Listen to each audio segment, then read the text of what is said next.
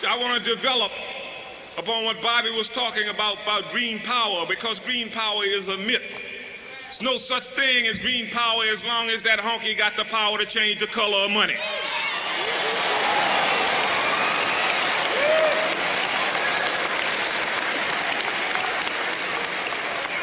It's power that controls this country.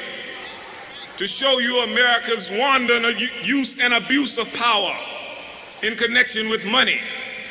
Internationally, America changed the international gold standard from monetary standard from gold to paper gold. Her gold reserve had dwindled to $13.7 billion. France had 12.9. That's why de Gaulle was raising all that hell. De Gaulle says, I got almost as much gold as you. So how are you going to have more votes than me in the monetary system? United States got slick because they had power. They changed it to something that they got abundance of, paper gold. Paper gold. You see, black folks are chumps.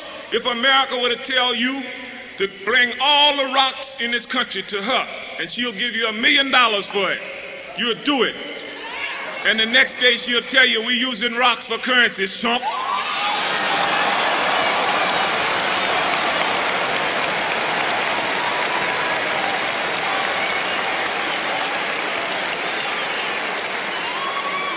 You go for it because you enjoy being lied to. You enjoy being lied to. You find your security in the lies that white America tells you. For 400 years, she taught you white nationalism and you lapped it up. You taught it to your children. You had your children thinking that everything black was bad. Black cows don't give good milk. Black hens don't lay eggs. Black for funerals, white for weddings. You see, everything black is bad. The only black biblical character you knew was Judas. That's all. Syrup of black drought.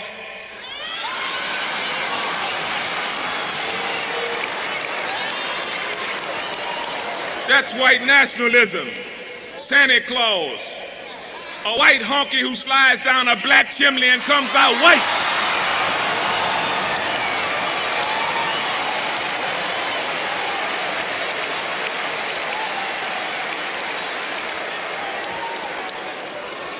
Flush-colored Band-Aids. They had a brother who put one on and thought something was wrong with his skin.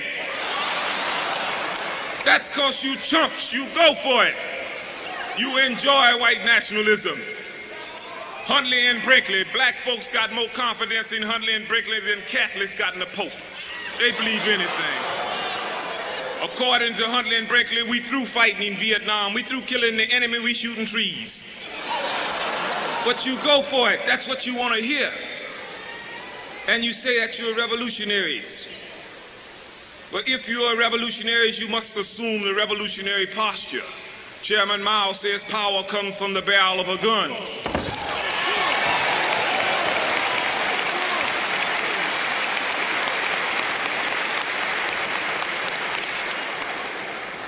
Yes, politics is war without bloodshed, and war is an extension of those politics. But there is no politics in this country that's relevant to us, to black people. Bobby Kennedy sold black people out. He's not interested in black people. He called for vigilante action this summer. He says that the good citizens should band with the policemen to put down lawbreakers. You know who lawbreakers are in this country.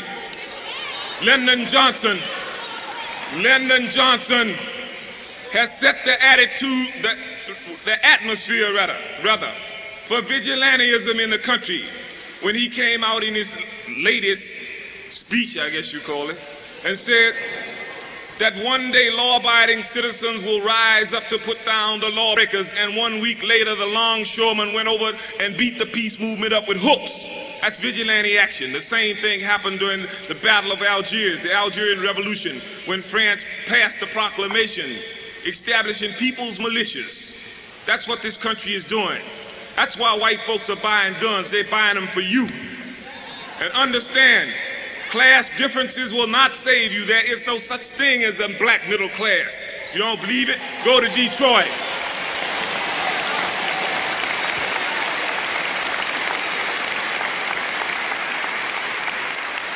There's no such thing as a black middle class. The man does not beat your head because you got a Cadillac or because you got a Ford.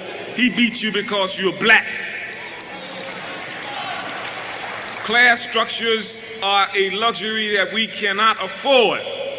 They cannot divide us by saying that you're middle class or you're lower class. He kills you because you're black. The concentration camps, they got 37 in the country, and me and Carmichael can't fill all of them. They got to be taken somebody else.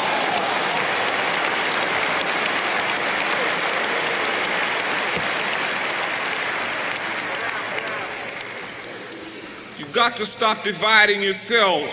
You've got to organize. I agree with Bobby. We are not outnumbered. We are out-organized. You have to organize on every level. Everybody in the black community must organize. And then we decide whether we will have alliances with other people or not, but not until we are organized.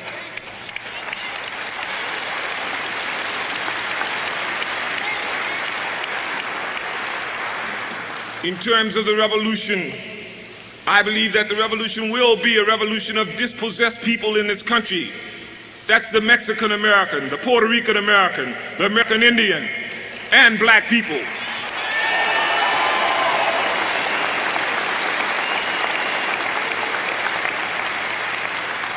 We happen to be the vanguard of that revolutionary struggle because we are the most dispossessed. An old African leader says about leadership, he says that leadership should never be shared. It should always remain in the hands of the dispossessed people. We will lead the revolution.